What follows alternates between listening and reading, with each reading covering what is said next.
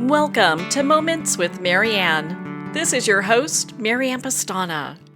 And we're here today with special guest, Lisa Niver, who's here to share with us her new book, Bravish: One Breakup, Six Continents, and Feeling Fearless After 50. So are you looking to create a life of wonder and excitement? Well, then today's show is just for you. Lisa Niver is an award-winning travel expert who has explored 102 countries on 6 continents. The University of Pennsylvania graduate sailed across the seas for 7 years with Princess Cruises, Royal Caribbean, and Renaissance Cruises, and spent 3 years backpacking across Asia. Her articles appear in AARP, the magazine, AAA Explorer, and Wired, as well as her website, We Said Go Travel. So let's welcome to the show, Lisa Niver. Thank you so much, Marianne. I'm delighted to be on your show to talk about my book. It's been so exciting.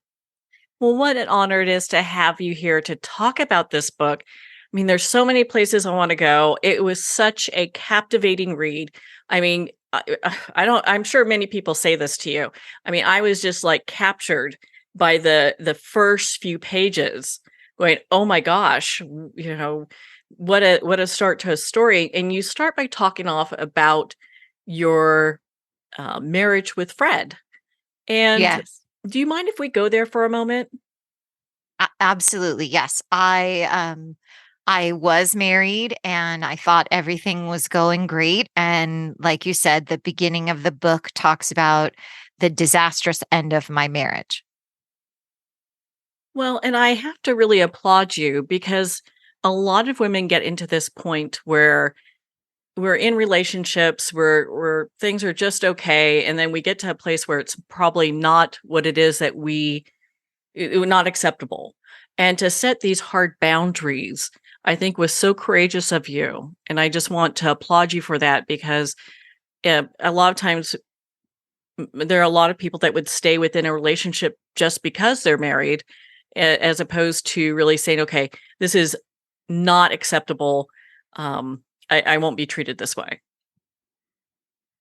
Thank you. Thank you. Yeah, it was felt really embarrassing to write about and think about and talk about. And certainly, by the time I did leave, it was dangerous for me, and I had to leave. That was the right choice for me, but I know it is a very hard choice for people. Sometimes people have a boss they complain about for years, and they finally leave, and they're like, "What was I thinking, staying so long?" But I know for myself, when you're in a relationship that's not working at all, or any kind of trauma, unfortunately, we've all been through, all the years of the COVID coaster, where sadly people were dying in the hospital without loved ones. And recently, I've been praying every day for the hostages in Israel. I mean, there's so much trauma in our world around us, and it is okay to decide, like, this is not what I want. Well, you're so courageous, and of course, you're going to write a book called Bravish. So, Thank you. Thank you. It's the title has come up a lot. So, the subheading is One Breakup, which is my divorce, Six Continents, because I've been to 6 and I'm really ready to go to continent number 7. That'd be Antarctica. And then Feeling Fearless After 50. And most people don't have too many issues with that, but I've had so much pushback from my friends and family. They're like, your book shouldn't be called Brave-ish. You are brave. And I'm like, but it's not about whether or not I am brave or you think I'm brave. It's that I didn't feel brave, and that taking these steps, I did 50 challenges before I turned 50 to reinvent myself after my divorce, that literally during every single teeny tiny small step, and they were really small in the beginning, every single time I was like, nope, I'm too scared. I'm afraid. I don't want to. I had so many excuses. I could write a book called 1000 Reasons Why I Didn't Want to Do it. But, it's important, I think, for people to know that, I started really small and I quit a lot of times. I wasn't sure that I could do the 50 things. And I certainly quit a lot of times writing the book. Well, I think it's why so many people resonate with this book, because we all kind of get in this point where we're feeling a little brave-ish. Mm-hmm. And to be able to step beyond this boundary and do what you did, which is reinvent yourself, I really applaud you for that. And at what point did you say, okay, I've got to start doing things differently? My ex-spouse and I, we were traveling in Asia. We'd been gone a very long time with our trusty backpacks. And I came back to Los Angeles. That's where I grew up. And I people that are familiar with California, especially making fun of California, might know that we have a lot of different kinds of therapy in Los Angeles. And I did try pretty much everyone I could find to start to feel better. I highly recommend when you're making big transitions to seek professional help. I think that really made a difference for me. And when I went to this amazing therapist, one of the things that we talked about is my whole life I'd have problems with my eyes, and I was never really diagnosed. Everyone just said I was kind of clumsy. And for some reason, we all accepted that, which turned out to be not true at all.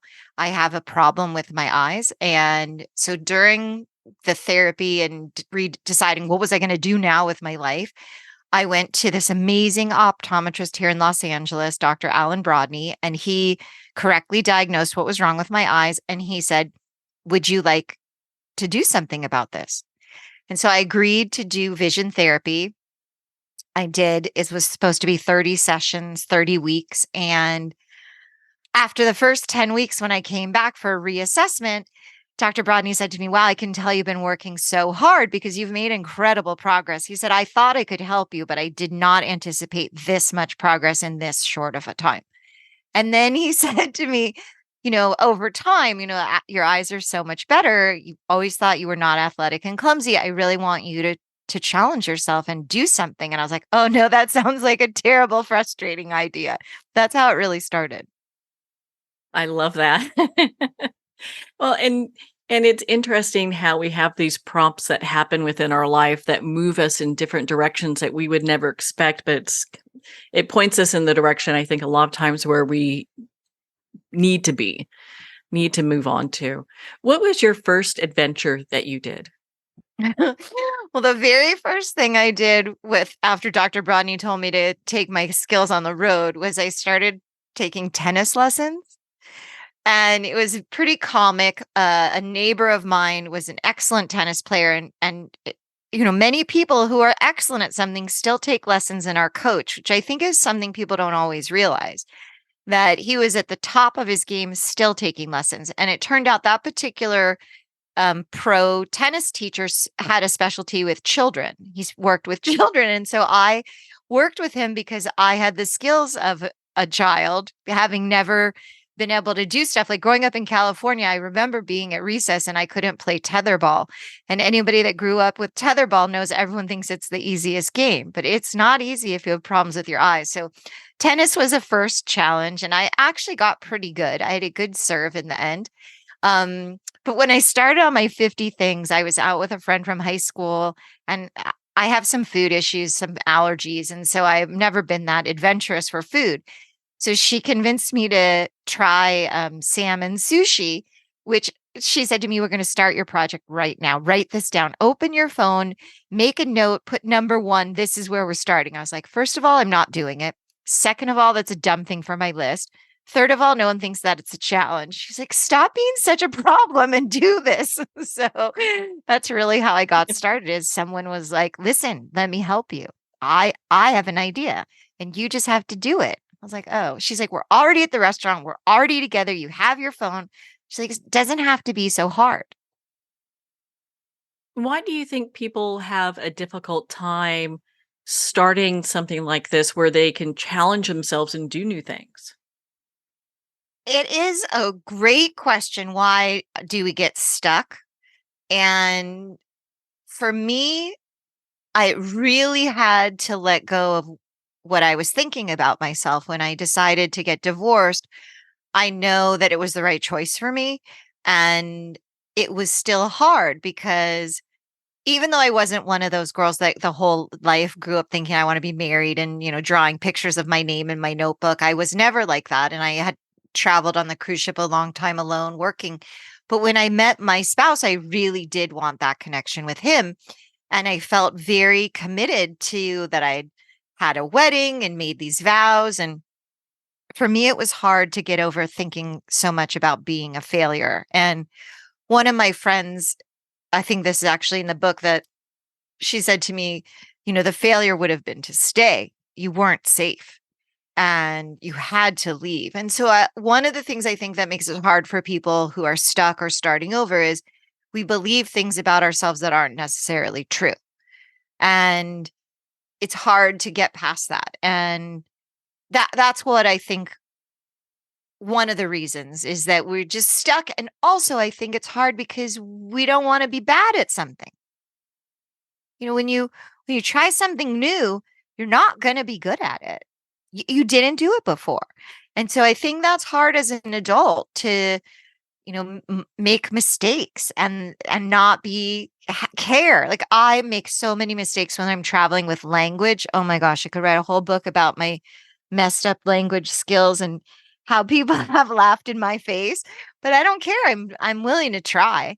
And I think that's the thing you have to do is you just have to think like, well, if I never start, people always say to me, well, in 10 years, if I only go to school now in 10 years, blah, blah, blah. I'm like, well, in 10 years, you'll still be 10 years older either way, whether you start now or not. So you might as well try. I love that. I love that. I can't tell you how many times Surrey has gotten me in trouble with messages.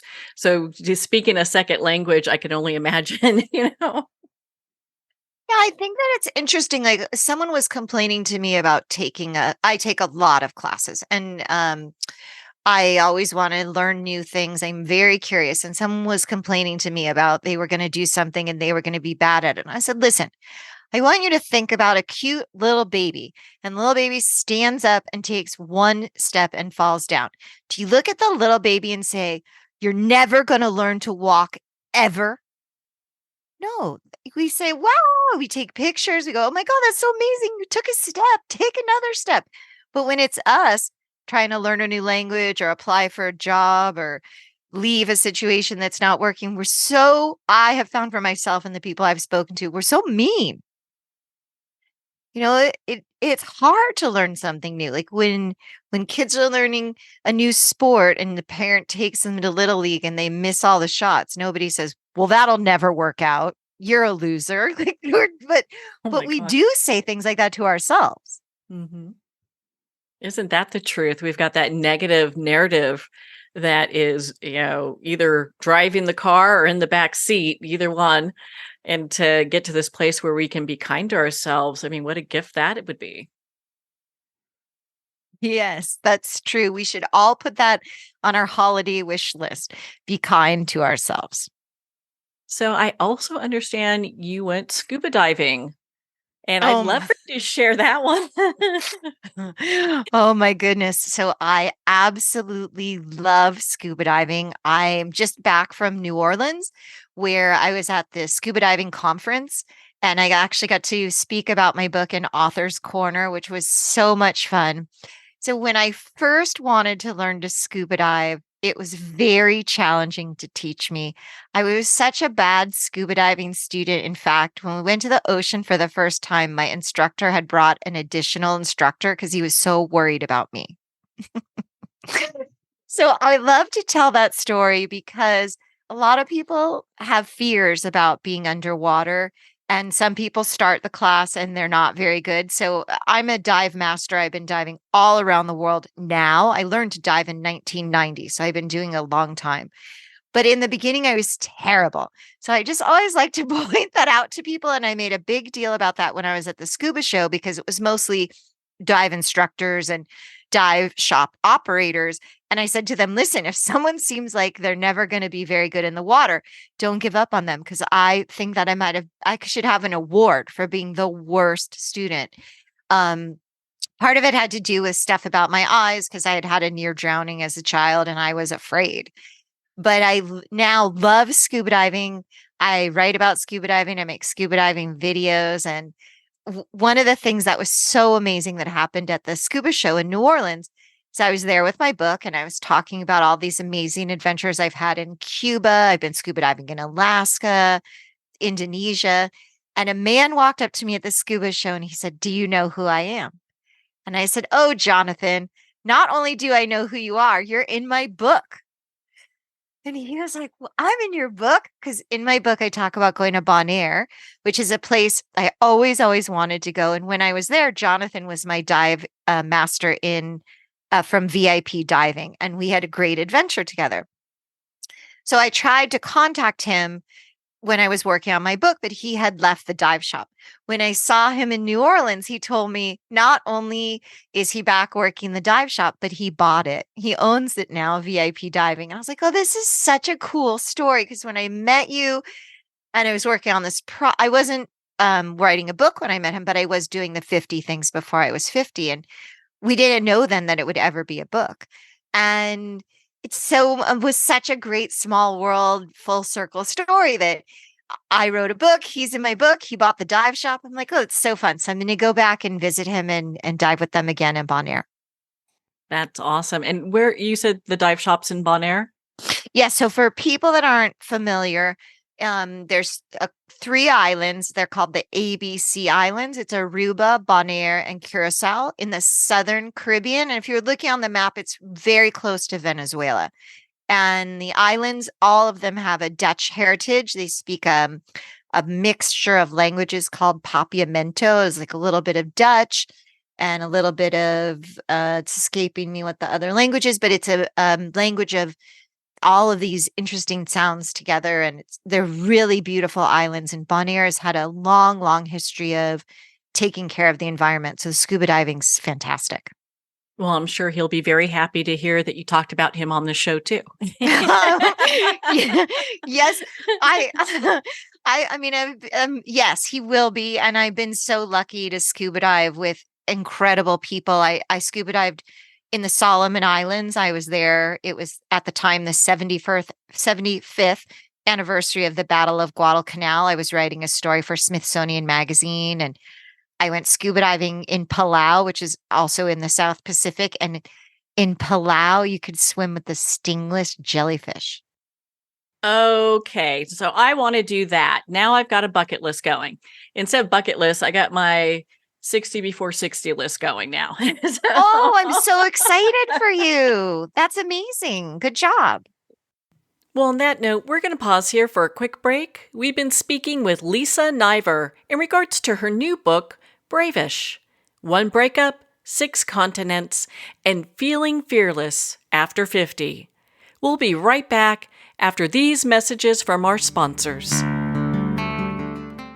Every day, pets are surrendered and abandoned. For these helpless and hurting animals, Paws Humane Society acts as a voice for the voiceless, providing hope for a brighter future. You can make a difference in the life of a shelter pet. Become a humane hero today. Just $10 a month will provide much-needed food, shelter, medical care, and love. It takes a community. It takes heroes like you. Together we can. Together we will. Together we are Paws Humane. Visit pawshumane.org to be a hero in every animal story. Are you an actor, public speaker, or an executive telling your story over Zoom? Jean-Louis Rodrigue and Scott Weintraub's new book, Back to the Body, takes the process they use to coach top Hollywood talent like Margot Robbie, Jack Black, and Ke Huy Quan and makes it available to everyone. Using your body and its energy as a point of departure, your work will gain an enhanced level of performance and depth. Back to the Body, available on Amazon and wherever books are sold. I'd like to thank Jason Eastwood at Guitarfulness for sharing his inspiring music and talent with us. His music is known worldwide for cultivating atmospheres of harmony, inner peace, and clarity. Visit Jason's website at guitarfulness.com. Join his newsletter, be part of his community, and download his music.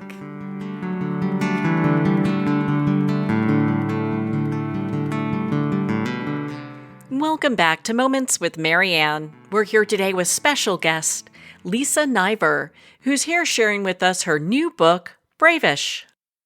Well, and so with all the experiences that you had, what was one that was a little scary for you, a little bit more harrowing? So one of the things that I did that I loved, but I I couldn't believe they let me, and I was afraid it was going to be a total disaster, is I went to in Thermal, which is near Palm Springs. There's two places where you can take a performance driving school with BMW. And so I went out there, and my instructor is a like really significant race car driver. Like he's won awards. And so he put me in the car, and they're on radio with you when you're driving. And he told us, these are not your cars. These are not your brakes. I want to hear them squeal. And, we always say it never rains in California, but sometimes it actually does. And it started to drizzle when I was out on the course. And my car at one point slipped a little bit. I could feel it like a little skid. And I was like, oh my gosh, please don't let me crash this super nice, fancy BMW.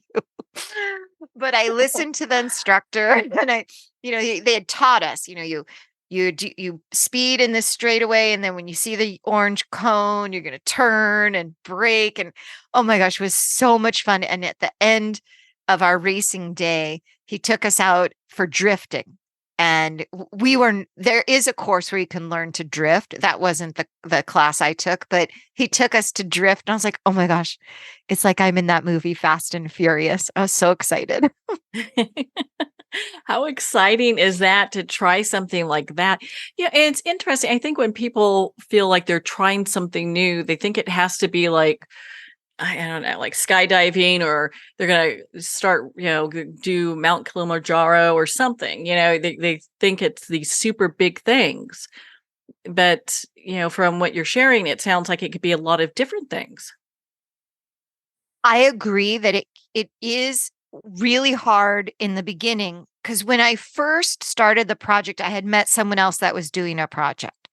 And I was like, there's no way I can do 50 things. And I read this amazing book by Luann Kahn, which is called I Dare Me. And I actually have met her since I read her book. And I just saw her. I was in Philadelphia reading my book at the Penn bookstore. And Luann lives in Philly. And Luann's book, she did 365 things. She did something every single day for a year. And her book was the reason that I knew I could do it, because I only had to do basically one a week. And her book is, to speak to your point about it doesn't have to be a big thing. She talks about in her book that one of your things could be go to the ice cream store. She went to Baskin Robbins, 31 flavors, and she tried a new flavor. And that was her new thing for the day. And I was like, what do you mean that counts? That seems ridiculous. Because in my mind, I thought like I have to go to Kilimanjaro, and I have to jump out of a plane, and I have to learn to fly my own helicopter, and all of these things that like I'm in Mission Impossible. But it's not about, it depends how you make your journey. My journey wasn't that I need to be the same as Tom Cruise in Mission Impossible. Mine was, I need to feel better about myself, and I want to not be so afraid of everything. So it could be something like trying a new flavor, going to a new restaurant. It's your list. So no skydiving after you jump off a cliff with a motorcycle. So in all honesty, my 50th thing was skydiving. But in fairness to your point, if my 50-year-old self had called my 49-year-old self to say these are the things that are going to happen, I would have absolutely hung up, because I'd been like, there's no way. I do not believe you. So sometimes once you get started, you don't know what will open up for you. So what do you have scheduled for your future? What exciting things, or maybe just different new things that you have scheduled? Well, I'm working on the idea of how to get to Antarctica. That's my final continent. And my podcast that you mentioned, Make Your Own Map, is up for 3 awards. So I'm very honored and excited to keep growing the podcast. And, I've been very fortunate to interview incredible people. I spoke with Deepak Chopra and the ambassador of Ireland. So I have the idea maybe to do a project to interview 50 female ambassadors, because the ambassador from Ireland speaking with her and being able to share some of her stories, that was just so, it blew my mind. Like that what she does makes such a difference in world policy. She was the ambassador to the Security Council. And as far as adventures, it's a very good question. I'm open if any of your listeners have some suggestions. I'm not sure what I should try next, to be honest. That could get dangerous now. Well, But it sounds exciting at the same time.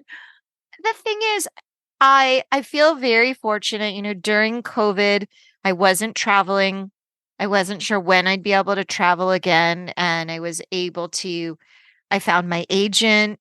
My agent sold the book, and then just a couple months ago in September, the book came out, and it's been such an exciting journey to be actually live with people. I said I was in New Orleans, I was in Philadelphia. I'm going to be in January, I'll be in Sausalito. In February, I'm speaking at a women's conference in Mexico. So it's just been great to see that people are interested in my book and my story, and also that people are interested in making their own lists and trying new things. Well, congratulations on your show with all those awards. I can't wait to hear when you win them, because it's a Thank win, you. not if. Thank And you. I think your book, Bravish, is such a phenomenal read, Lisa. Where can our listeners connect with you and be part of your community and learn more about your work? Oh, thank you so much. So I'm on social media everywhere as Lisa Niver. My last name Niver rhymes with diver, and we know I am a diver. So on Instagram, Facebook, TikTok, YouTube, LinkedIn, what am I forgetting? Pinterest, all of the social medias. I'm Lisa Niver, and my YouTube channel actually last month, or in October, went over 2 million views. Oh, congratulations. That's exciting. Yeah, I thank just you. love that. We're going to cheer you on. Well, thank you so much for taking the time to be on the show with us here today, Lisa. Thank you, Marianne, for letting me talk about my book, Bravish, with your listeners. And I hope that everyone can be more kind to themselves and maybe step just the tiniest bit out of their comfort zone. Well, thank you, Lisa. It's been such an honor to spend this time with you and to talk about your new book, Bravish. If you'd like to connect with Lisa, you can at her website, lisaniver.com. Her book, Bravish, is available at Amazon, Barnes & Noble, and all indie retailers. And remember, support our indie bookstores. Well, we're at the end of our time today. I'd like to thank everyone for tuning in. You've been listening to Moments with Marianne, where we make every moment count.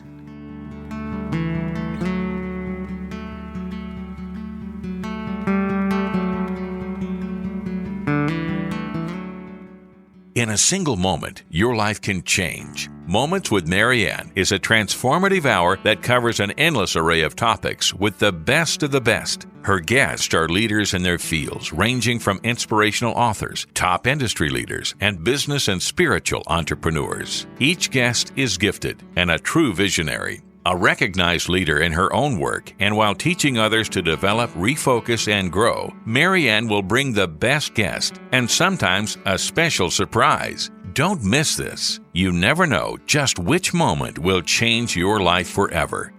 Make sure to tune in and visit momentswithmarianne.com for more information.